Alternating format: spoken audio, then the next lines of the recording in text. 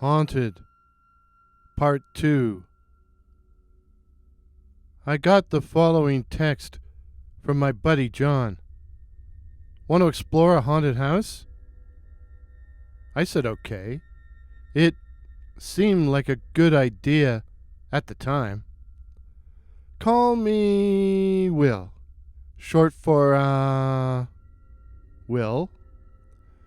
My friends and I were into urban exploration, in particular, any place that was supposed to be haunted and home to paranormal activity.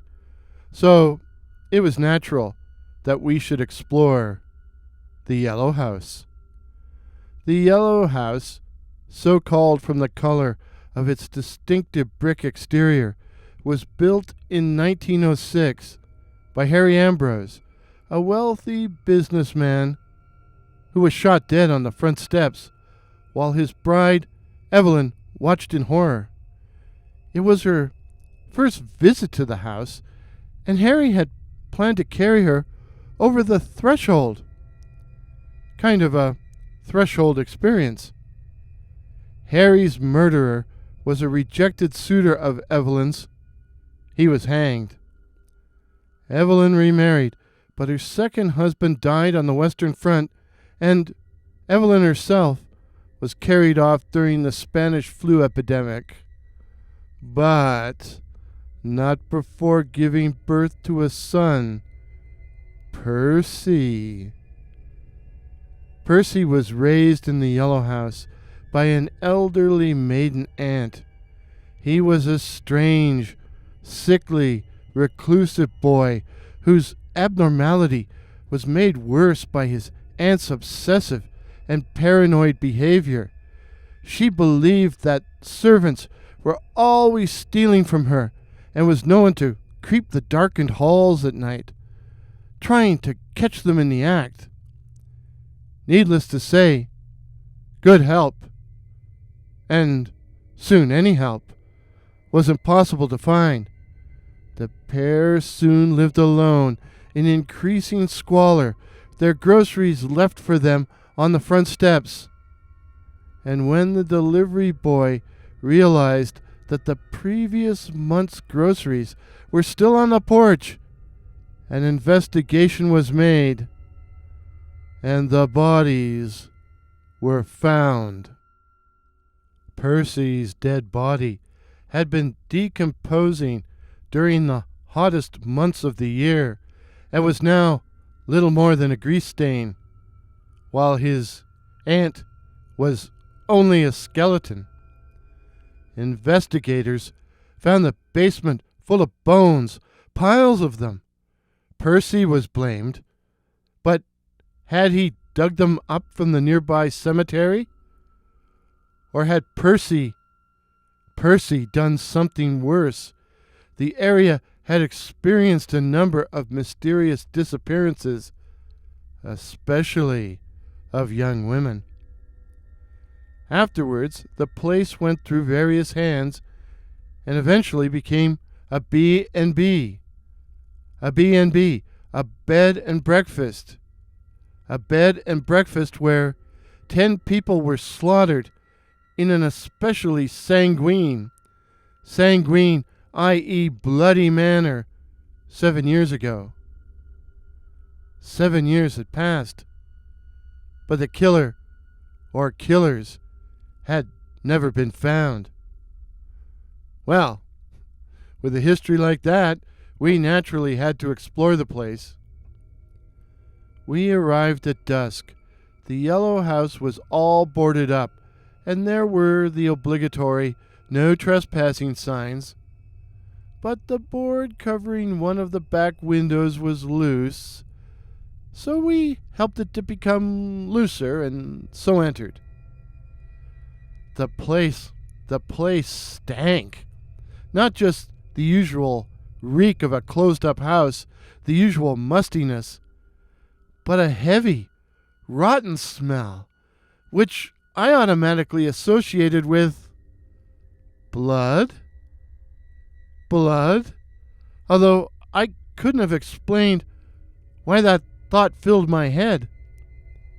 We opened the back door wide, to let in some fresh air, and we were glad it was a blustery evening, although it did make the old house creak something awful. We explored the first floor and ended up in a big room, which appeared to have been the dining room. This room, along with the entire floor, seemed to be full of ghosts. Ghosts, as in all the pieces of furniture, were covered by white sheets. The room featured a large dining table covered in dust, and that's where we set up the obligatory Ouija board and some candles. Some black candles. Satanic, eh? All we needed was a pentagram. I put my fingers on the planchette along with Anna and Kelly. Kelly, who was a take-charge girl, and asked the standard, "Is there anyone there?" The pointer moved automatically to yes. Well, I don't know about the girls, but I know I wasn't pushing a thing.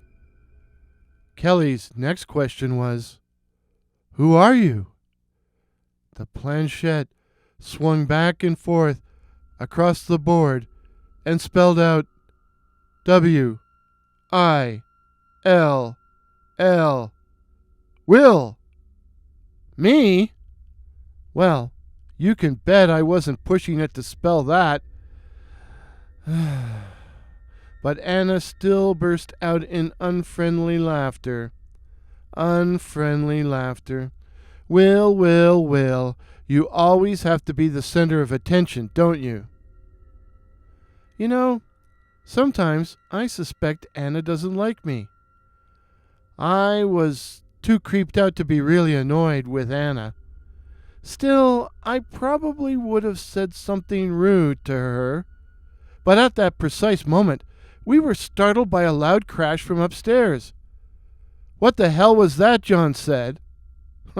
As if any of us knew. We listened and heard feet walking across the floor above our heads. Then the sound of someone or something walking down the stairs. They weren't even trying to be quiet, which made it even more frightening. We were all out in the hallway by now, shining our flashlights at the foot of the stairs. A man appeared, a youngish man.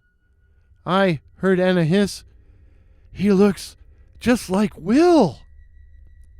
He did look like me, a slightly older me.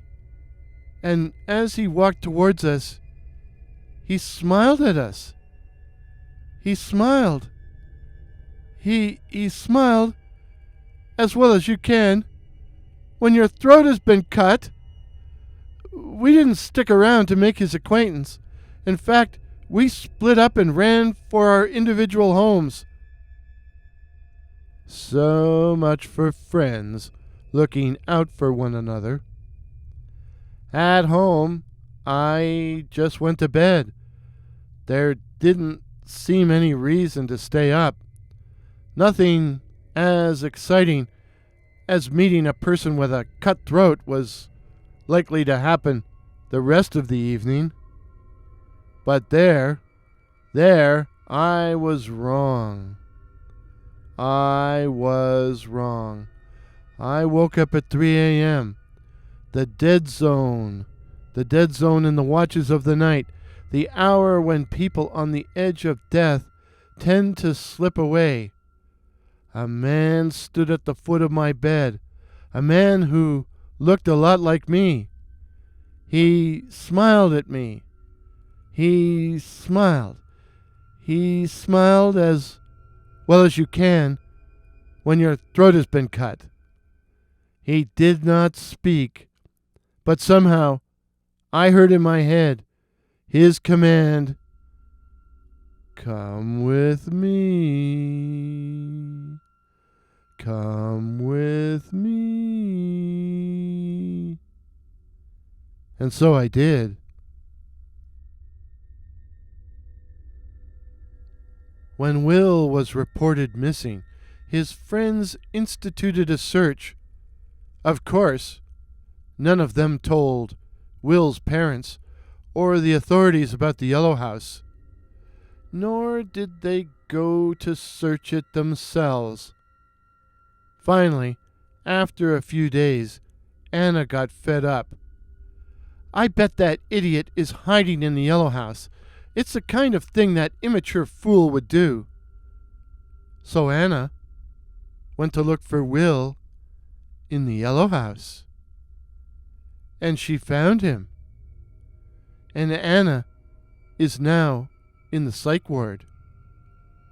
Technically, Will has never been found. Technically. But you may be able to find Will in the Yellow House, if you dare. The moral of the story? The haunted housing market these days is definitely cutthroat.